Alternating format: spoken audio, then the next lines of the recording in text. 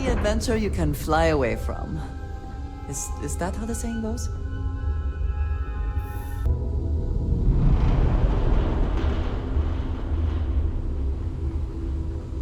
I'm Walter Stroud, and on behalf of Stroud Eklund, welcome. In our new state-of-the-art Star Yard, we are creating revolutionary new starships at prices that are out of this world.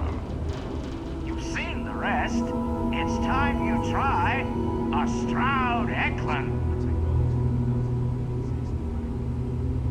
Well, I think you'll find we have some tempting options for you. A pleasure to meet you. Welcome to the premier Star Yard in the settled systems. We may be new, but I think you'll see why everyone's talking about us. The other Star Yards have been in business so long that they're set in their ways. Take Deimos. They've been making spaceships since my grandfather's grandfather's days.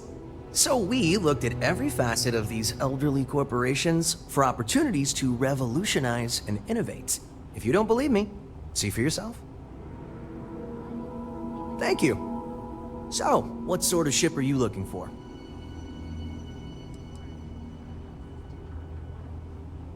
In my opinion, yes.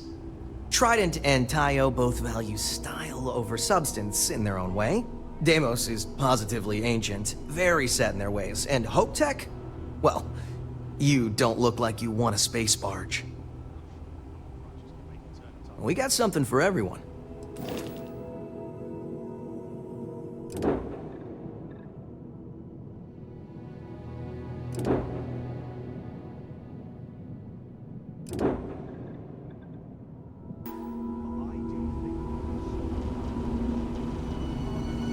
Habershaw's in the showroom if you're ready to buy.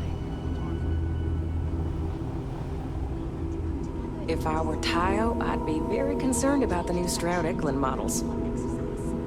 Let me know if you have any problems. Walter is quite proud of what his company has accomplished, and for good reason. More before Walter's consultant, friend, whatever they are, gets here. Oh, this must be Walter's consultant friend. Please, come join us. We've been waiting for you. Hi there.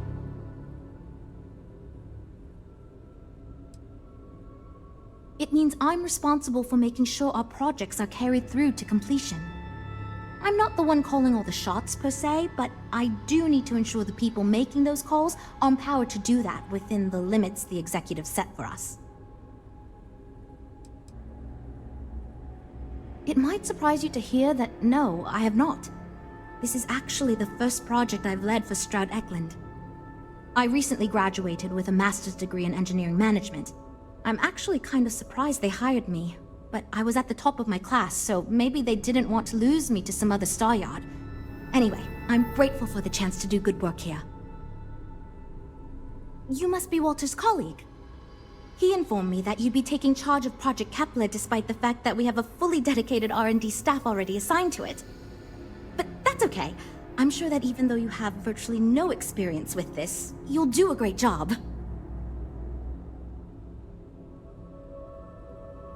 Oh, I just assumed. You know what? I'm really sorry. I should trust Walter knew what he was doing. My bad. Even so, we have plenty of designers. As you probably know, we're tasked with coming up with Stroud Eklund's next hit starship. But we have budget concerns, market research to finish, and we can't seem to agree on a design. So I guess Walter sent you to resolve these issues. Have at it.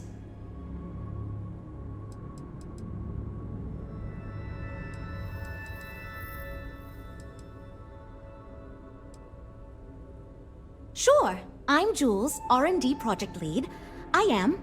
Was the one making all the big decisions.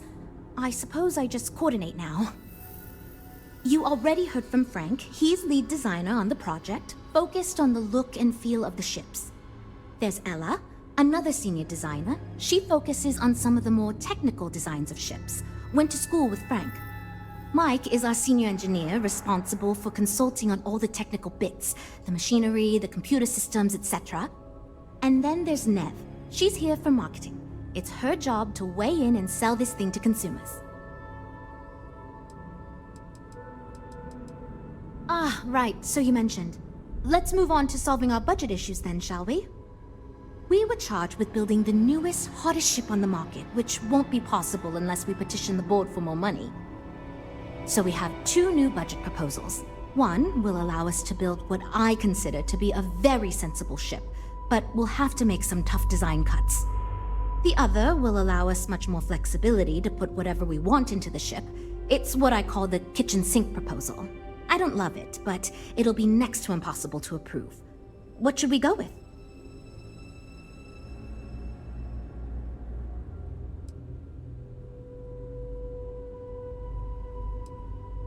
I'd love to, seriously.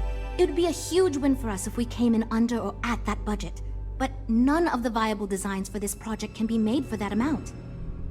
I've already rejected that budget, so I have to go to the board regardless. And since you're now responsible for the major decisions, which budget proposal we go with falls on you. I was afraid you'd say that.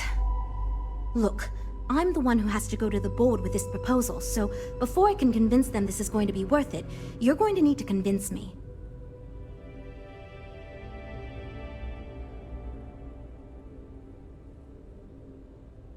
Well, I'm all ears because it's going to take a miracle to convince them.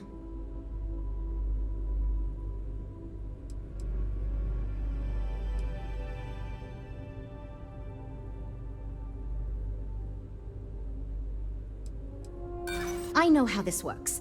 If we have all those options, we're just going to eat up the entire budget using them all.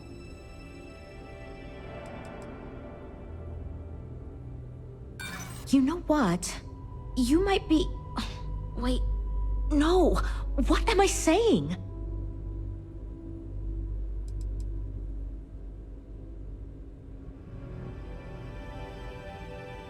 I mean, you're not wrong.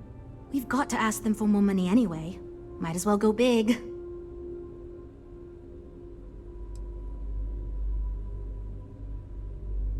If you're truly as skilled as you say you are, you know that's unlikely.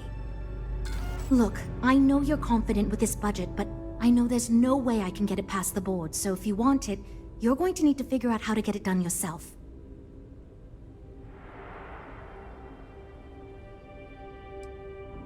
All right, I don't know how you're going to do it unless you somehow have the authority to approve the kitchen sink budget in the computer yourself, but whatever.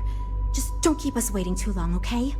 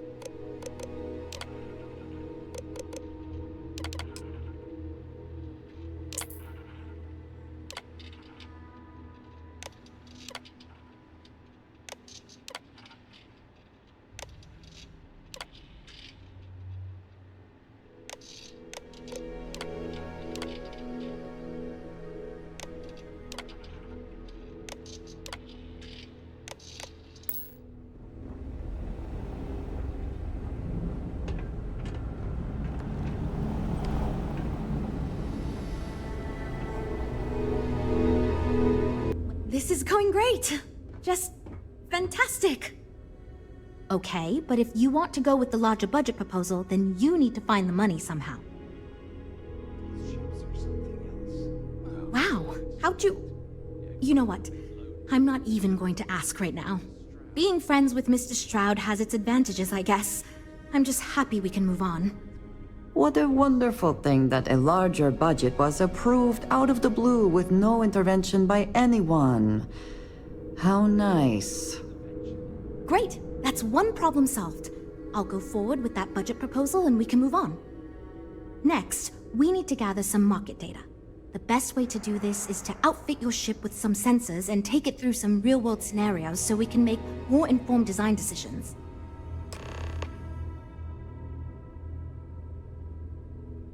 Great! Just pick up a mission or two at the mission board and proceed like you normally would. We'll collect the data when you return. If you take on a variety of missions, we can build a ship to handle a variety of scenarios. But if you just fly one mission, we can build a more focused ship. It's up to you. In the meantime, you might also want to talk with the team, get to know them, give feedback on their proposals, etc. Good luck out there.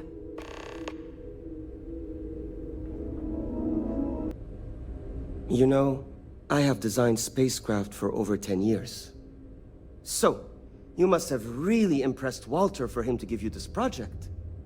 Or maybe it's a bit of nepotism. Never mind that. Perhaps he sees in you what he sees in me. I know, but she's been with us for ages.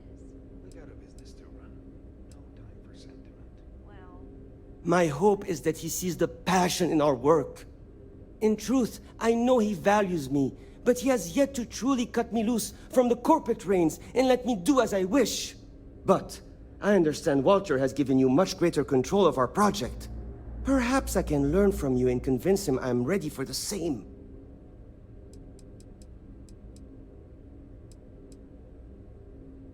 Ah, yes. At least you may be more open to my ideas than my colleagues. Maybe this is a blessing in disguise. Imagine a luxury craft designed for the most discerning of tastes. Every feature designed for comfort and peace of mind. High-end performance, precision engineering, a spacecraft for those who wish to be seen. This will be the most elite personal craft on the market.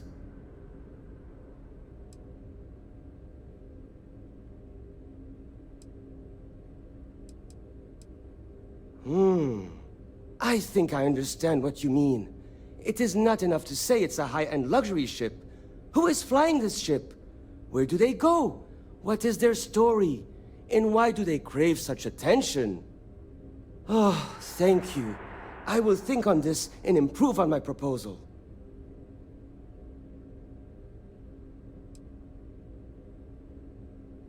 Because I am the lead designer on the project, it is literally my job to design it.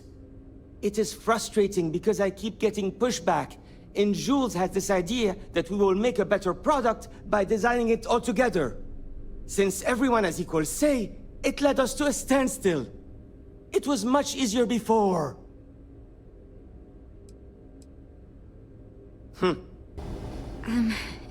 Hi. Need something?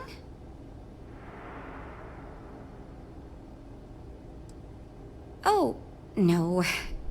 Well, it's just... I'm a little new here, and everyone's got these big, flashy designs. And I'm supposed to come up with one too, but like, I don't know if it's as good or like, good at all, even. From literally nothing to ships that give Tayo a run for his money. have you seen the spec? Can I tell you? Part of me was hoping you'd say that.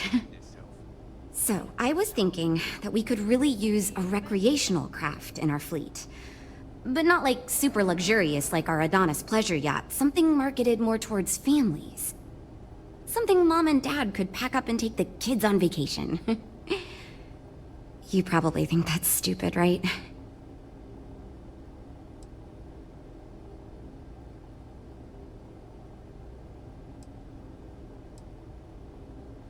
I used to go off-world camping with my family when I was a kid. The other families we met always complained their ships weren't quite adequate for family vacations. They never had enough room, and the kids would always fight.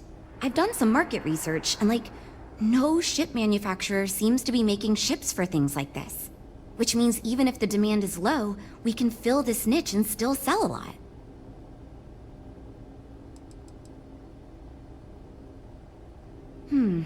I haven't thought of all the details, but I'd imagine lots of passenger space would be a top priority.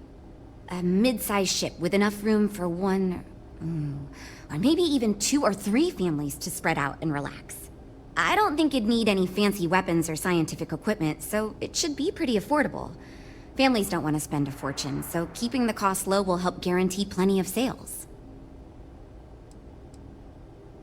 See you later. So, I was thinking, something Mom and Dad... You probably think...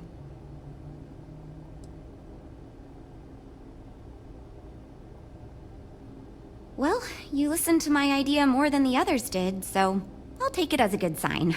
Thanks. It's... interesting. I'm new, and I've never done anything like this before coming here. Marketing for ships, specifically, that is. There are so many things to think of for different demographics, like style, features, cost, and all that. And you also need to think about offensive and defensive capabilities, because space is dangerous, and people need to feel like the ship they're buying is safe. So far, I do. But, just between you and me, I feel like I'm in a little over my head. I feel like I have no idea what I'm doing. But my bosses really seem to like my work, so... I don't know. I mean, I guess I'm doing something right. I still feel weird pitching ideas to people who have been at this for so much longer than I have. Yeah, I've only been here for a few months. I did a little marketing for Chunks before this, but it was really more of an internship. Ships are, like, totally different than that. I applied for the job here on a whim because I thought it'd be fun. I never expected to be hired. Take care, okay? I'm wondering if we need another chef in the kitchen. Then again, I hear Walter brought you in to finally make a decision around here.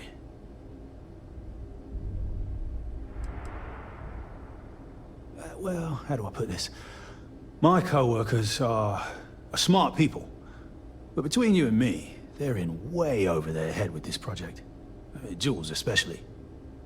She's new at being a project lead, and has insisted we design by committee, so everyone's voice is heard. Admirable. But no one could agree on anything, and we're running significantly behind because of it. Good. Just so long as you don't push us to make anything too nutty. I think your decisiveness will put us back on the right track. Speaking of which, I think my plan will get us where we need to be as quickly and efficiently as possible. It's simple, no frills, and most importantly, won't cause me any major headaches on the engineering side.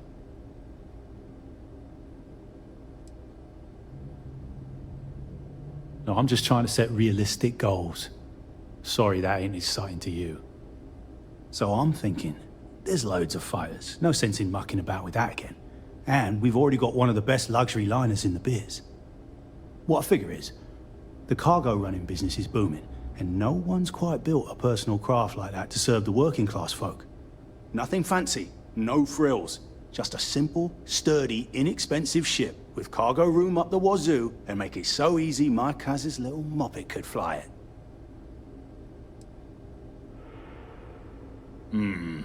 Yes, of course.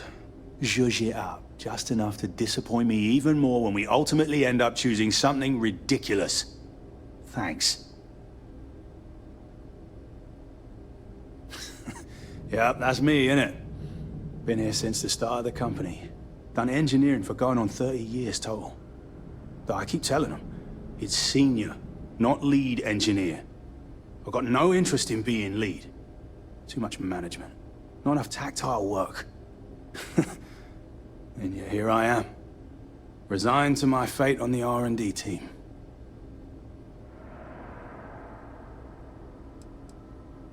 I assume you mean the company and not the people. Because even if I didn't already think so, I'd tell you that both Walter and Issa are great. The company's still kind of young as far as Star Yards go, but it seems to be going in the right direction. Despite what it may look like. I've been doing this for a while at other Star Yards, and so far, we're avoiding a lot of the mistakes some of the older corps have made. Right. Take care. We're all super glad. So, you're Walter's friend. I know he chose you to head this project as some sort of favor. Honestly, as senior technical designer, I was hoping to receive that honor, but, There's always next time. Regardless, I'm excited to help you out. Do you have any experience building spaceships? This is wonderful to hear. I hope for all of our sakes that you are not overselling your ability. Now, I know you've been asked to give feedback on our design proposals. Would you care for a brief synopsis of mine? I'm the most senior designer on this project, for one. Despite all the acclaim he gets, I actually referred Frank to his current design position. He and I were in the same design program when we went to get our degrees back in uni. We support each other as friends as much as possible. Even when we disagree. I love my job here. But I dream one day of working for a small startup or running my own design firm so I can work on custom ships instead of mass-produced products. Of course. But first, let me ask you this. What pilot demographic is currently being underserved by the current starship market?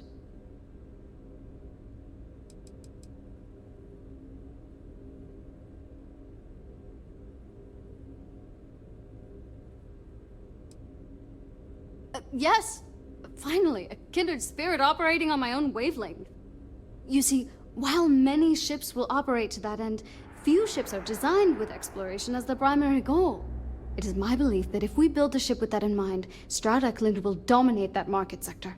It's my hope that we can jumpstart a new era of affordable, accessible space exploration, fueled by ordinary people like you and me. Thanks. Let me tell you, we would not regret going with my idea. This is a chance to do something that will truly inspire future generations. See you around, I guess. I'm actually kind of amazed we finalized the budget. That was relatively painless. Oh, yes, I actually do have a proposal. I wasn't really expecting you to give me feedback, but why not, I guess. I'd like to see us branch out a bit more in the starfighter market. Bounty hunting and mercenary work are both big these days, especially among the hard-blooded free stars.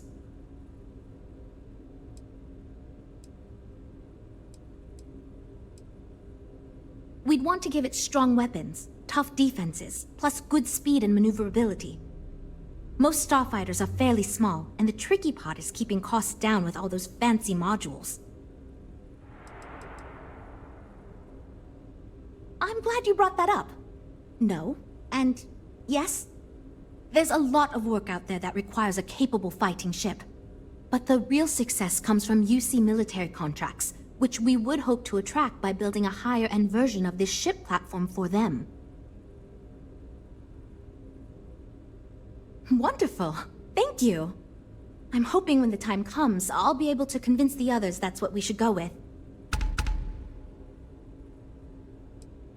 Lots of work to do, but we'll get through it, don't worry.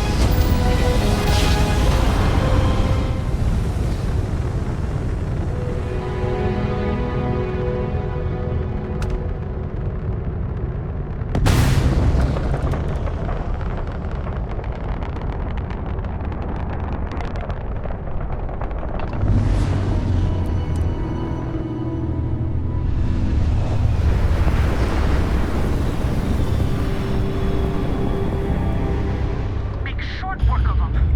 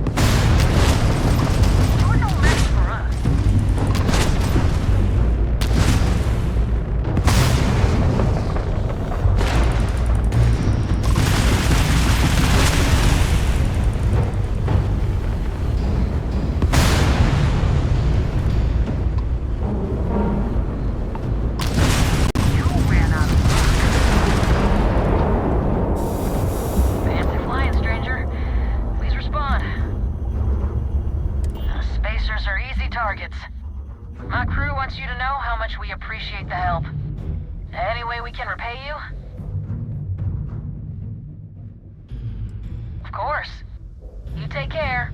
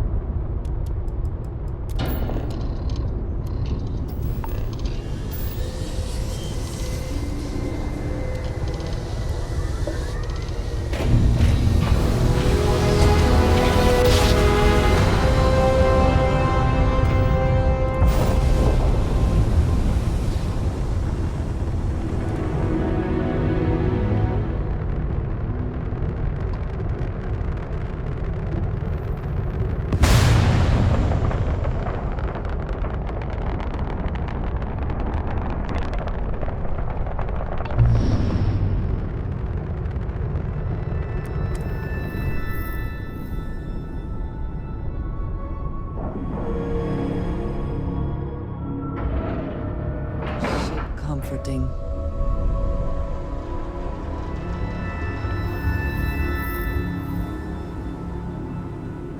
My business is switching to Stroud Eklund. It just makes sense. We've got people poring over the data you collected as we speak.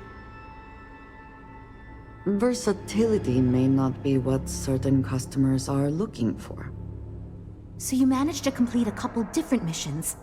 This will give us lots of data to support building a ship that can tackle a variety of scenarios. Of course, if we build a ship like that, we may need the kitchen sink budget, but we'll see. Thanks for your help. Now, we just need to solve our interpersonal issues so we can agree on a design. Easy, right?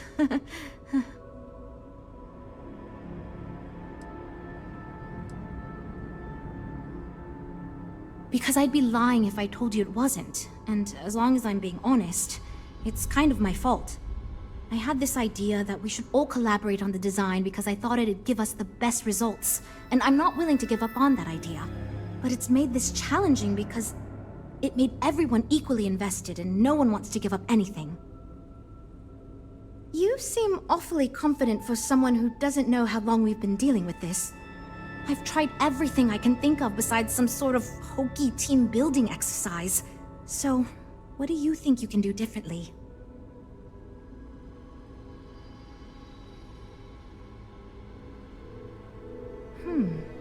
I can't believe I didn't think of that. It's fair. Everyone goes around the table and makes a cut. That way no one feels like they're the only one being asked to compromise. This should drive us towards a more focused design. And since Walter asked you to take the lead on this, I don't have to be the villain here. So you're sure about this? Great! Let's get ready to disappoint everyone equally. I thought it was obvious. Until now, that's how it's gone, but no one's relenting.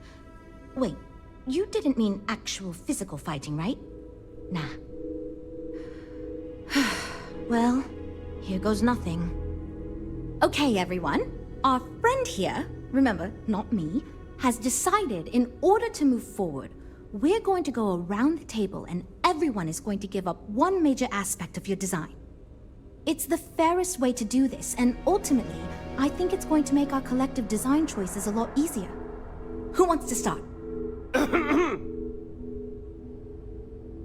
Okay, fine. I'll go first. I'm willing to cut some of the included hardpoints. It'll mean less firepower, but the consumer can still add them afterwards, I suppose. You're looking at me, huh? I guess that means you want me to go. Oh, look, I'll be easy. You know I wasn't looking for anything fancy, but if I've got to make cuts, we can reduce some of the cargo base. I guess we can cut some of the extra sensors and data collection equipment? As long as this thing can still make it to deep space and back with no problem, I'll be happy. I'd be willing to give up some of the passenger space, maybe. Yeah, that should be okay. Frank? Okay, fine, you win. I'll cut out some of the luxury designs and features. All that gold trim was going to be tacky anyway. Well then, that wasn't so bad. I feel much more confident we can actually build this thing. This is going great. Just fantastic. Based on the decisions you made, well, I'm not quite sure what kind of ship we're going to end up with, but it should be capable in a variety of situations. It sure will have a lot of stuff to it.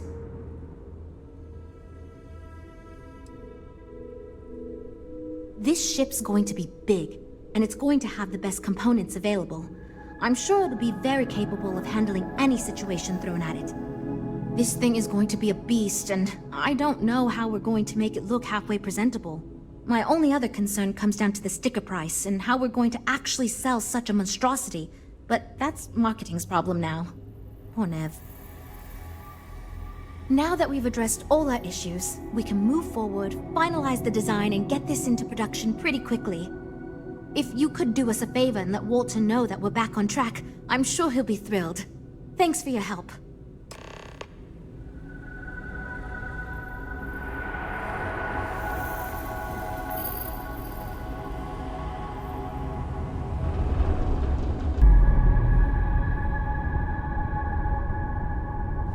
You're entering United Colony space. Maintain course and prepare to be scanned.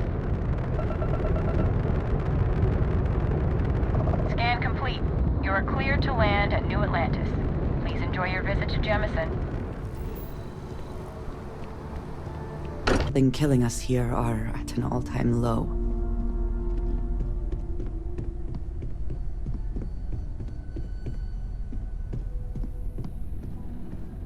We can pay to fix the damages, but, well, some things are irreplaceable. You forget how much you take a place like the Lodge for granted. Until it's threatened. Counter to everything I've said and believed before, I've caught myself wondering if we ever should have started this search.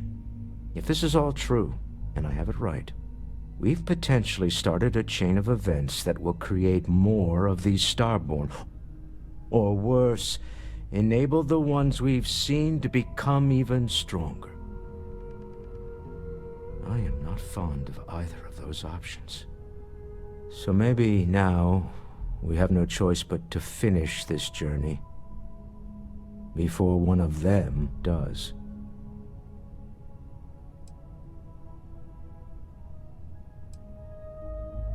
Does it even work like that? This is enough to make your head spin. Look, I don't like the idea of siding with either one of these groups. I'd much rather see someone from Constellation get there first. I trust any of us far more than these Starborn. Good to hear. I figured as much. See, I just finished looking over the final design they sent over before you arrived. I've got to say, it's certainly interesting. They managed to cram just about everything they could into it. Honestly, I don't think it ever occurred to me to do something like that. I'll be honest with you. This is the most expensive ship we've ever made. But I'm confident we can set a price point to make it work. I'll be happy to make it my new personal ship. Additionally, I want you to have one of the first off the assembly line for all of your hard work. Feel free to pick it up at the Star Yard. Thanks again.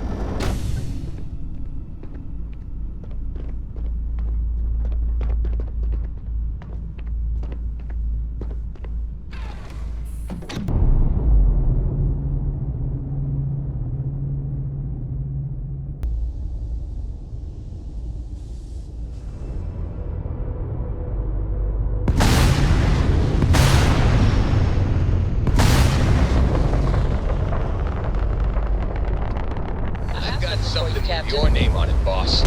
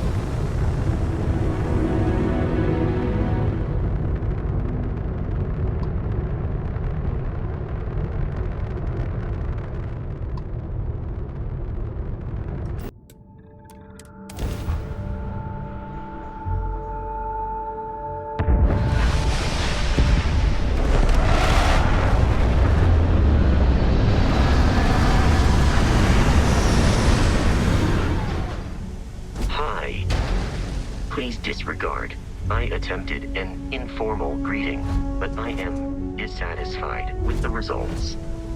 How can I be of service, Captain? Yes, Captain. I am right behind you.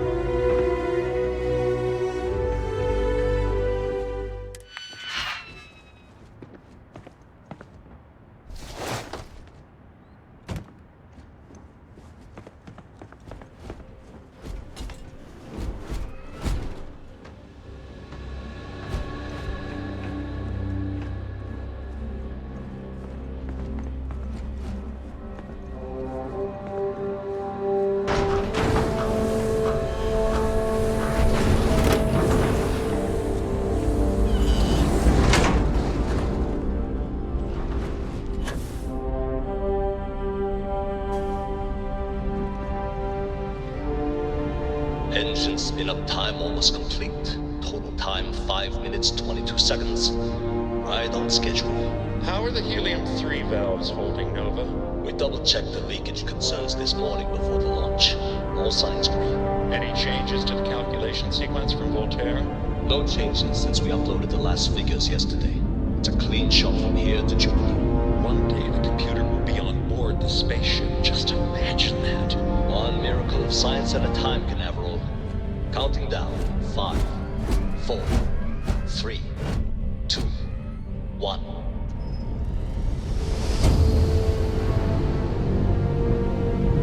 Canaveral, are you reading? All clear, Nova. Indicators look good. The ship should be cruising Jupiter's orbit right now. Visual confirmation will be possible in 32 minutes. Afraid the speed of light is on the slow side these days. How does it feel to break the laws of physics, Canaveral? We're all pretty excited down here at NASA, I won't lie. Excited enough to tell me where you got the original data? Not in a million years, Nova.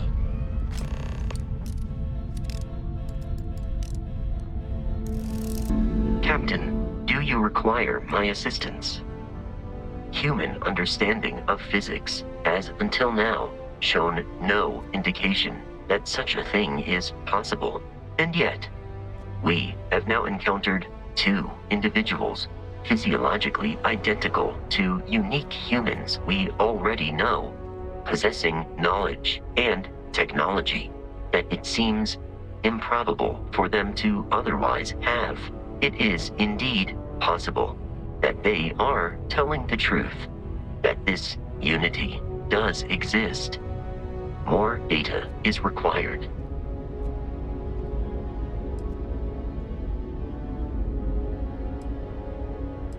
That would at least verify the assertion that the artifacts are necessary to reach the Unity. Yes.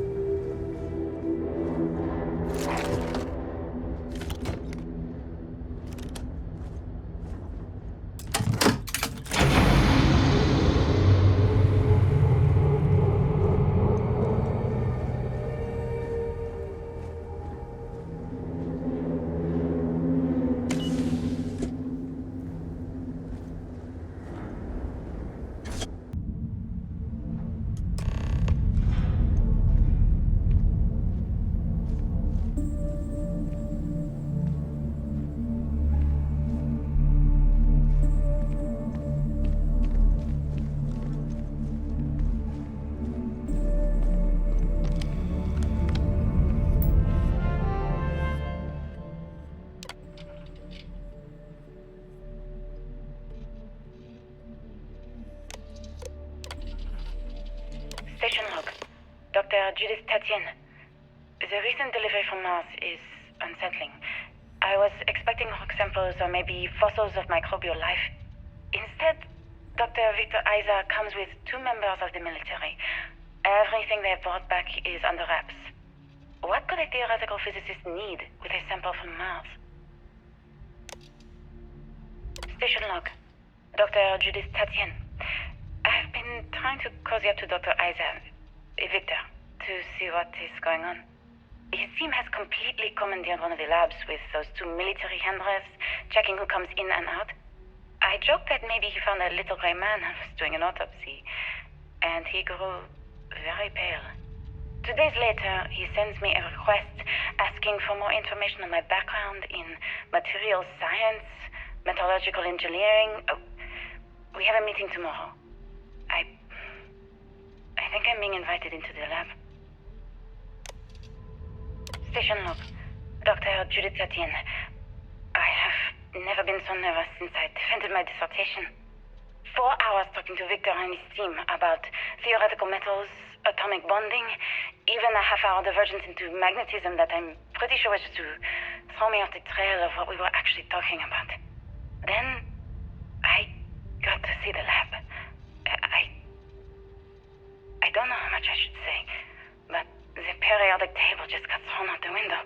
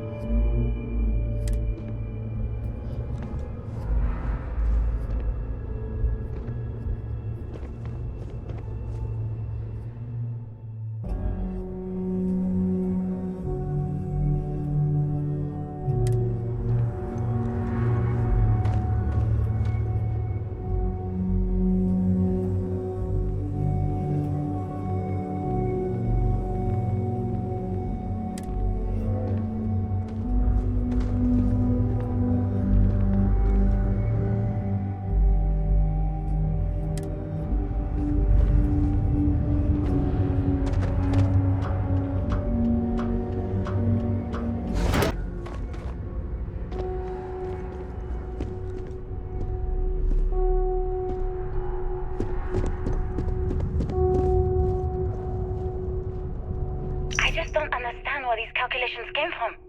There's something wrong with the math? I think it's quite straightforward. That's not what I'm asking. We've had no success extracting even a sample of material from the object. No explanation for the gravitational effects, no motion graph to explain its harmonic frequencies. I can't even establish a melting point. Judith. But you've had me building these prototype colliders for months. And now you want me to pump helium-3 into it based on this equation you've written on a goddamn napkin? I just need you to trust me. I have been trusting you. We keep slamming our heads against a brick wall, getting nothing. And you keep coming up with something new to try. Like, you know what's going to happen. Where are you getting your information, Victor? I'm sorry, Judith. Look, not here, okay? Somewhere off base. I'll tell you everything. But I'm not lying, okay? We're going to discover something important here. I promise.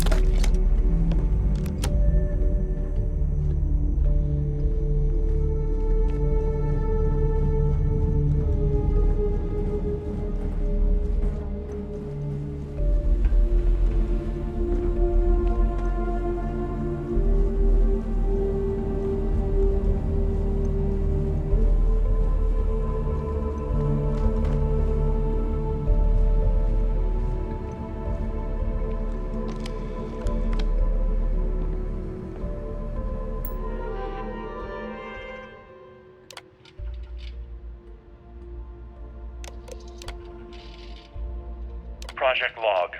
Dr. Victor Isa. We turned on the prototype today. The gravitational field around it began to fold as we long suspected. Complete reversal of gravitational pull was observed on dozens of loose objects around the lab. I'm setting up a meeting with the directors to propose a larger test. The prototype proves we don't need the original anymore, but further work is going to have to take place in space. Somewhere with abundant helium-3 and with a civilian partner. Someone with access to large-scale manufacturing resources and computational equipment. Engineering gravitational folds pulling the far side of the solar system closer to us, it's all going to be possible. Project Log, Dr. Judith Tatien. I watched the gravjet tests from the moon today. It was the first time we were able to talk to the team at Nova Galactic directly. So many things were under wraps before, but now everyone wants all the publicity they can get. I'm already seeing proposals for manufacturing androids of drives, expeditions to Alpha Centauri and beyond. It's also overwhelming and worrying. It could take years, decades, before we know what all these side effects of operating a grav drive can be. But no one wants to hear that right now. Like a bunch of pioneers racing towards the edges of the frontier without knowing about the grizzly bears in the mountains.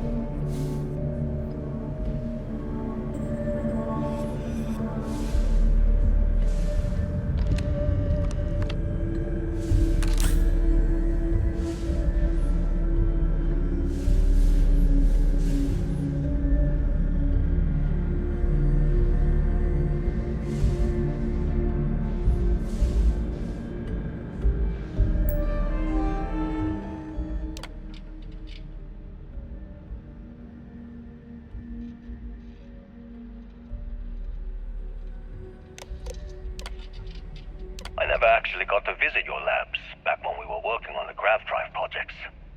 Seems like ancient history now. Only thing we're doing these days is launching weather satellites. Guess this is as good a retirement as any. Now, Project Demeter, you want our help manufacturing scanners to better track these new meteorological patterns we're seeing.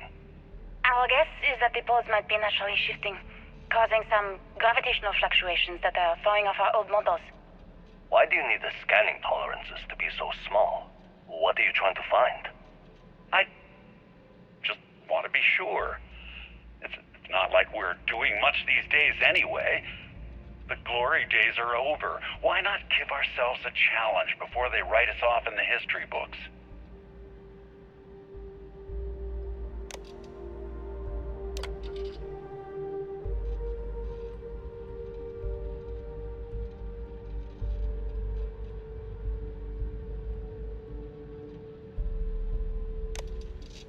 I know what I'm seeing, Victor. The data coming back from the satellites is very clear. It's the grav drives. All those jumps from the moon. At this rate, Earth's atmosphere is going to start sputtering out into space. Can the drives be fixed? I'm working on some designs that should discreetly solve the problem, under the guise of an emergency update to the fueling pumps. We're talking about the end of Earth, and you're trying to be subtle about it. Judith, the last thing we need is people losing faith in grav drive technology. That might be our only option. To what? Are you seriously saying we should abandon Earth? The timeline is under 50 years. A blink of an eye for a planet, but more than enough time for a human exodus. And what do we tell people?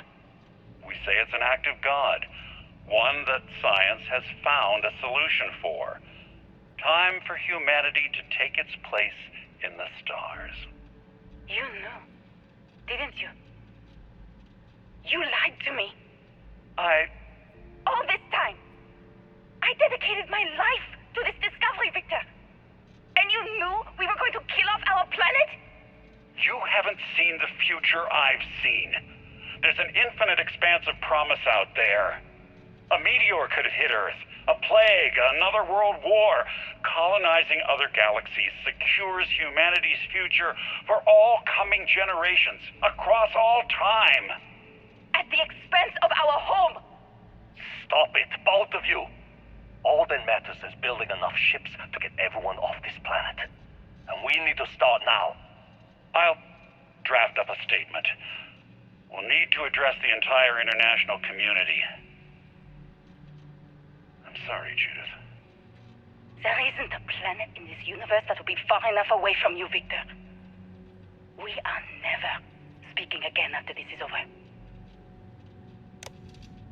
My name is Dr. Victor Isa. And if you're listening to this, then you probably already know the truth. I was young when I first headed the retrieval team of an odd gravitational anomaly on Mars. But I kept what really happened that day hidden from everyone except one other person. Even she didn't believe me at first. But I have no reason to lie to anyone now, so I hope you'll accept this confession, whoever you are. When I touched the anomaly, I experienced 12 days of lost time. I met myself. He told me everything that has since come true. The grav drive equations, the tests on the moon, Earth's atmosphere sputtering away because of what we had done.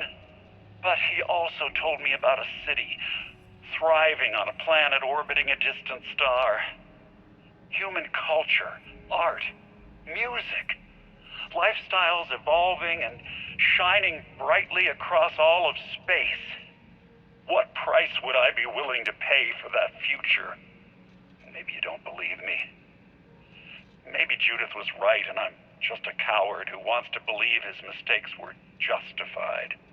But everyone has forgotten about the real origins of the grav drive, this artifact from Mars. I hope you make better use of it than I did.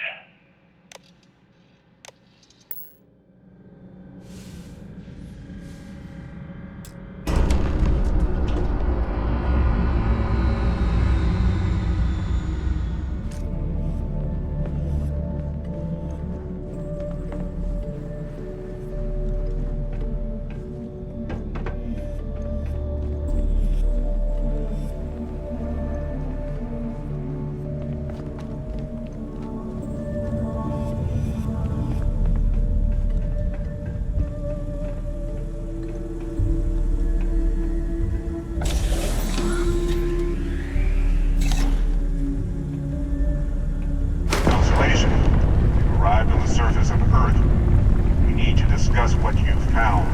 And it looks like other Starborn got here before us. So, you might have company.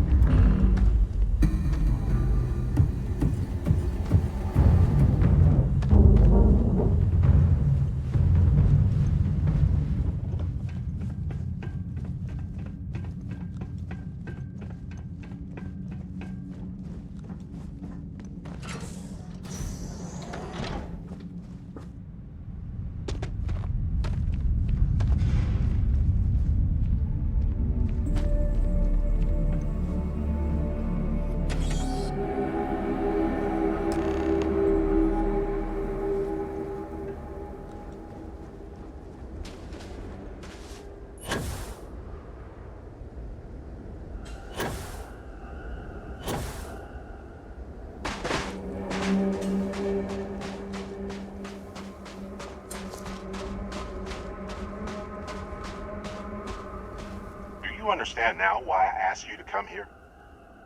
The artifacts unlock the secret of interstellar travel. At the cost of Earth. An easy trade, honestly. Why have one world when you can have all the settled systems?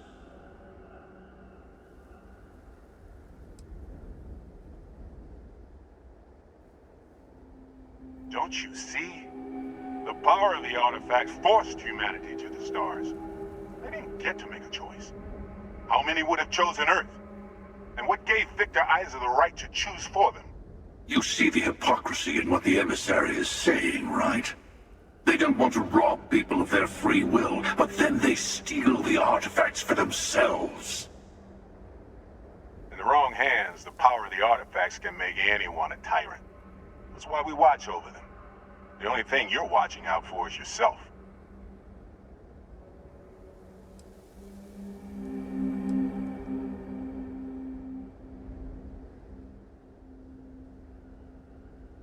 Don't be a fool.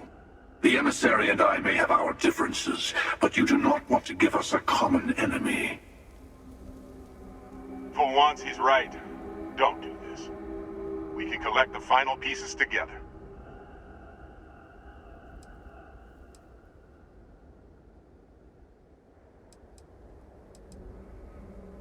Well, look at that. The emissary just became my new best friend. You've made your choice. When you're ready, the Hunter and I will be at the buried temple. That's where we'll settle things. Meaning, we'll kill you. But hey, at least we'll wait. The final round doesn't start until there's only one artifact left to gather. And if I'm not mistaken, Constellation has one or two to go.